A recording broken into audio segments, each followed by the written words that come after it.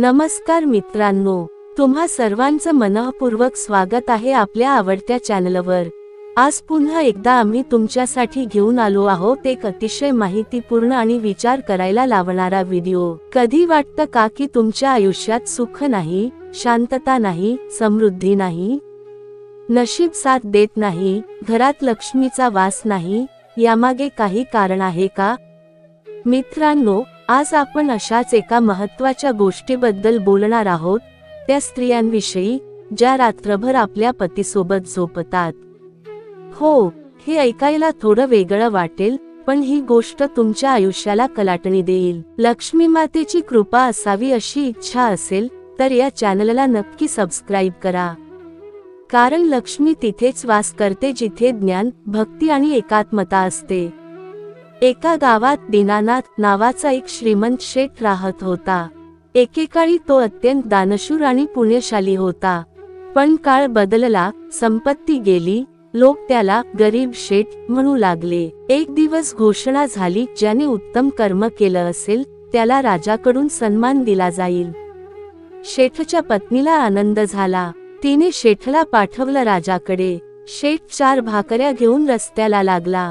अर्ध्या वाटेत थकून एका झाडाखाली बसला, तेव्हा एक गाय आणि तिची 2 वासरे त्याच्यापाशी आली। शेठने आपल्या दयाळूपणाने 2 भाकऱ्या गाईला दिल्या, मग त्याने उरलेल्या 2 भाकऱ्या स्वतः खाल्ल्या आणि पाणी पिऊन पुढे निघाला।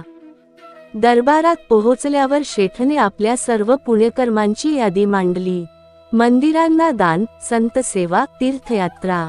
पण राजा म्हणाला, ही सत्कर्म नाहीत, अजून काही आहे का? शेठ निराश झाला, परत निघाला। तेवढ्यात एक दरबारी राजाजवळ गेला आणि काहीतरी सांगितलं। मग राजाने पुन्हा शेठला बोलावलं। राजा म्हणाला, तू आज जे केलेस तेच खरे पुण्यकर्म आहे, उपाशी असतानाही तू गाईला अन्न दिलेस। राजाने शेठला आपल्या दरबारात सर्वोच्च सेवक केलं। काही दिवसांनी एका साधूने राजाला सल्ला दिला, पती पत्नीमध्ये भांडण, विभक्त झोपणे यामुळे लक्ष्मी नाराज होते, त्यामुळे घरात दरिद्रता येते। पती पत्नीने नेहमी प्रेमाने, एकोप्याने राहिलं पाहिजे। हे ऐकून राजा विचारात पडला, कारण त्याच्या आणि राणीमध्ये सध्या दुरावा होता। त्या रात्री शत्रू राजा मारण्यासाठी महालात शिरतो, पण राणी, जिची सवय होती रात्री राजाला पाहायला येण्याची, ती वेळेवर येते आणि शत्रूला पकडायला मदत करते। राजाला लक्षात येतं, पती पत्नीमधली एकता म्हणजेच खरे ऐश्वर्य। मित्रांनो, खरी लक्ष्मी म्हणजे आपल्या घरातली स्त्री असते। तिचं दुःख, उपेक्षा ही घराच्या दरिद्रतेचे मूळ कारण बनते।